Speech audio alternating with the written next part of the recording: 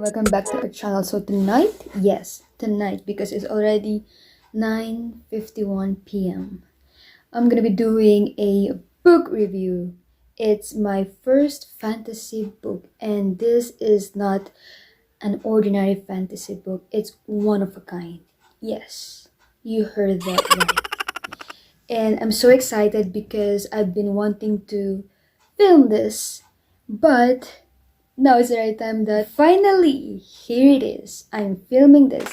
Yes. So before that, let's have a, life update. So I haven't seen my boyfriend for a while now because we're still in lockdown, and during this quarantine, we're not allowed to, go wherever we want to go. So I hope people take this seriously, and very important to stay at home and social distancing, of course. We don't see it in our everyday lives, but for sure what's happening in hospitals are beyond our imagination, and every day it's a battle there. And we have our heroes, frontliners that are risking their lives because of this unfortunate event. So let's help each other and do the right thing for all of us. So guys, I'm excited to show you a fantasy book that, yes, I fell in love with. So The Shape of Water by Guillermo del Toro and Daniel Kraus. Look at the cover. It is very beautiful indeed. And it says here, experience a connection beyond words. Right? So this book is actually has 314 pages. 314 pages. It took me weeks actually to finish it. I know maybe I'm doing a lot of things, but yeah. So let's get into it. Okay, so as for me, this book is classic. Like sometimes I was reading this one and I was like, am I reading a poem or something? It's like a literature for me. Maybe that's why it took me weeks. But yes, at the very beginning of reading this book, it gave me like an unusual feeling. Like the writing style for me is very strange. So at first, I didn't like the writing style. I was like, third person perspective with like a narrator. But then I get used to it. I get used to writing style from, third person and the way they write it. And you get that feeling that you are in the 1960s. Let's say that this book falls into different categories like history, fiction, fantasy, and romance. So let me read to you a little bit of this one so you can understand a bit about this book. It is 1962, and Eliza Esposito, mute her whole life, orphaned as a child, is struggling with her humdrum existence as a janitor working the graveyard shift at Baltimore's Occam Aerospace Research Center, where if not for Zelda, a protective co-worker, and Giles, her loving neighbor, she doesn't know how she'd make it through the day. Then, one fateful night, she sees something she was never meant to see. The center's most sensitive asset ever, an amphibious man captured in the Amazon to be studied for Cold War advancements. The creature is terrifying but also magnificent, capable of language of understanding emotions, and Eliza can't keep away. Using sign language, the two learn to communicate. Soon, affection turns into love, and the creature becomes Eliza's sole reason to live. But outside forces are pressing in. Richard Strickland, the obsessed soldier who tracked the asset through the Amazon, wants nothing more than to dissect it before the Russians get a chance to steal it. Eliza has no choice but to risk everything to save her beloved. With the help of Zelda and Giles, Eliza hatches a plan to break out the creature, but Strickland is onto them, and the Russians are indeed coming. So, this book is in the Cold War era, at the height of Cold War, where it was like USSR, Soviet Union, versus the United States. Oh my god, I love it. So, reading this book will give you that kind of vibe that you are in the 1960s. I mean, where they write it is very convincing, and my favorite part of this book is when Strickland, the soldier, United States soldier, his journey through the Amazon, the way he dragged this creature, the gill god, you know, outside Amazon. And I think the way they write it, I like it. I love the environment. I can picture it. I can imagine it. It's just very nice. I totally love it. So let's talk about the characters in this book. Let's start with Eliza, who is the main character. She is mute, she cannot speak, she doesn't have a voice, and she has scars on her neck. You have to pay attention of that scars, okay? And then she has a friend at Occam Research Center where she's working as a janitor. Her friend is Zelda, a black woman.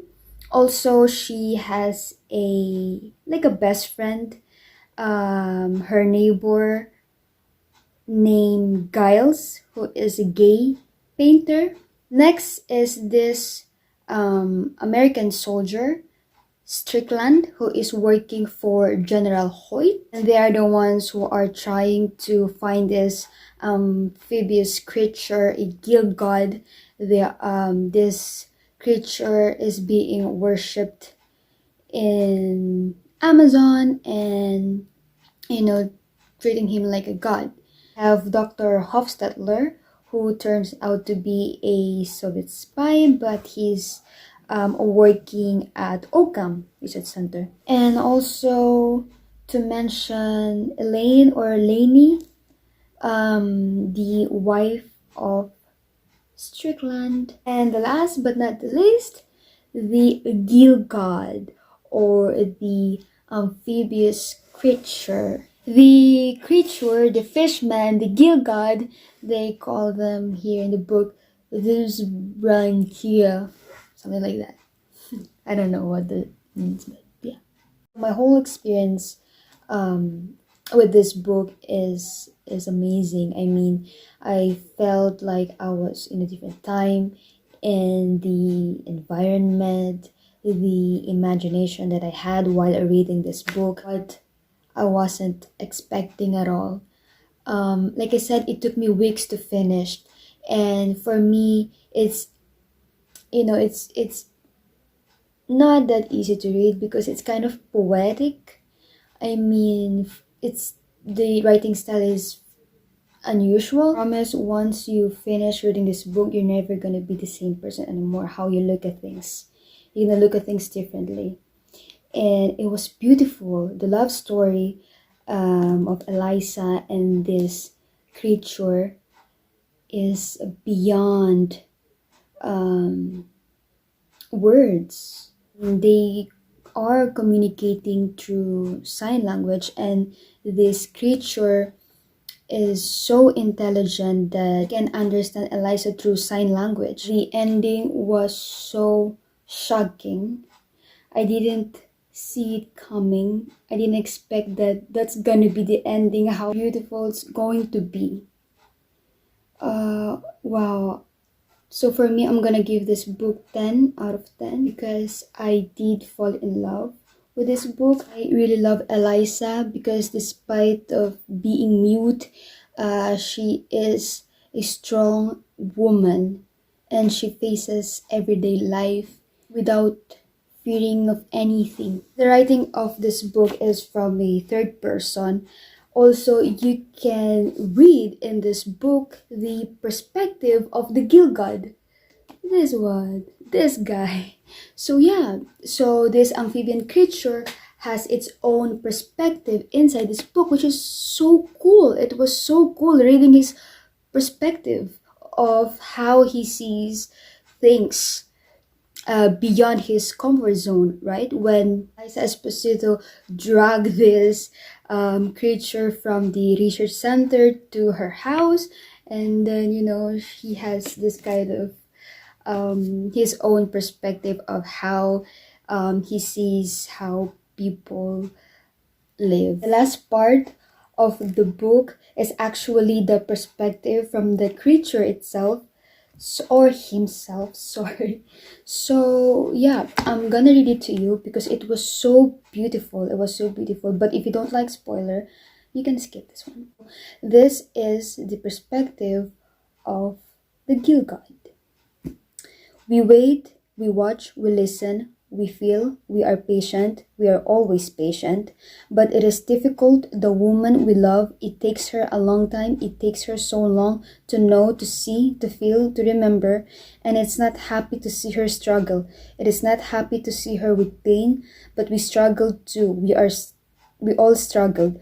And the pain and the struggle are important. The pain and struggle must happen if she is to heal, as we all have healed, as we have helped heal her, and now it is happening. It is happening. There is understanding, and it's beautiful. She is beautiful. We are beautiful. It's a good sight, a happy sight. The lines on her neck, the lines she thought were scars, but are not scars. It is a good sight to see those lines split open, for the gills to open, for the gills to spread wide.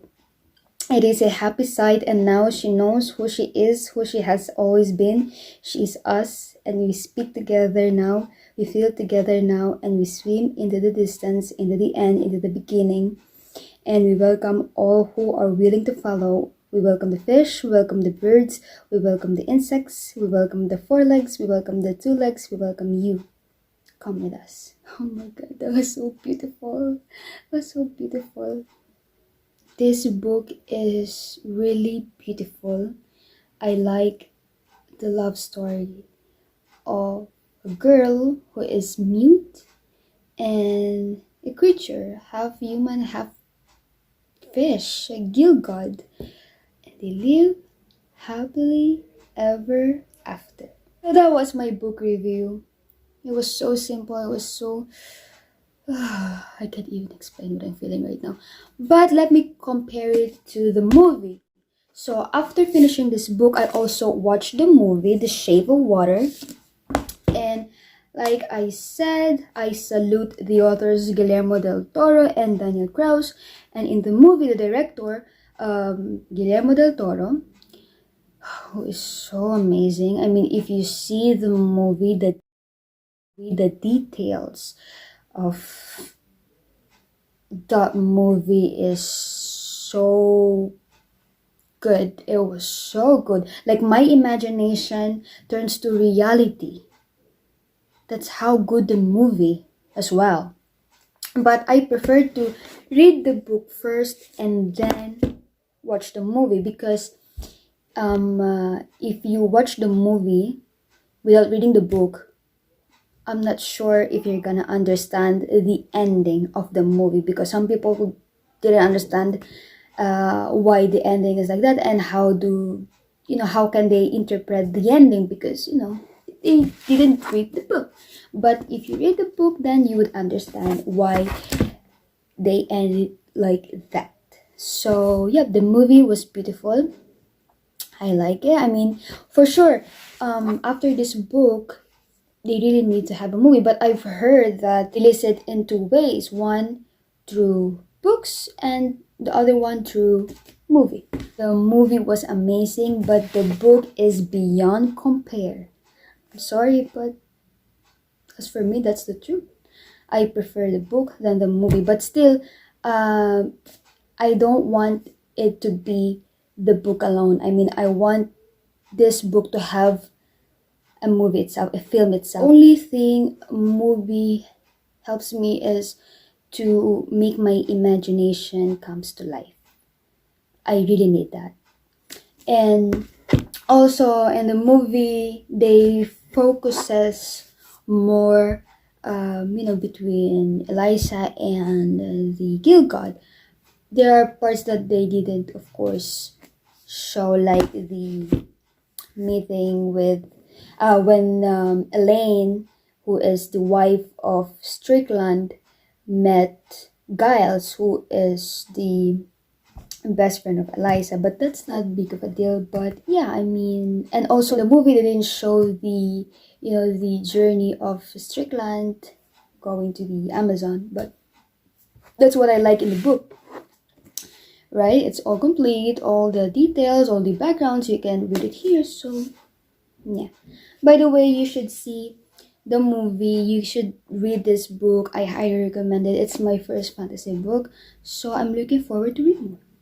But it's very light. I mean, fantasy book. I'm looking for high fantasy. So if anyone wants to recommend something that I must read, like a high fantasy, please, please, please tell me, comment down below, and let me look at it, check it, and read it. So I think that's it for my vlog, and yeah, I hope to end this quarantine soon so I can film with my boyfriend. We're gonna do cute stuff because unfortunately we're supposed to go abroad, but we cancel it. So but it's okay. I mean, we don't wanna risk anything during this time, and it's important to be safe and healthy, of course. Oh yeah, that's it. See you on our next vlog.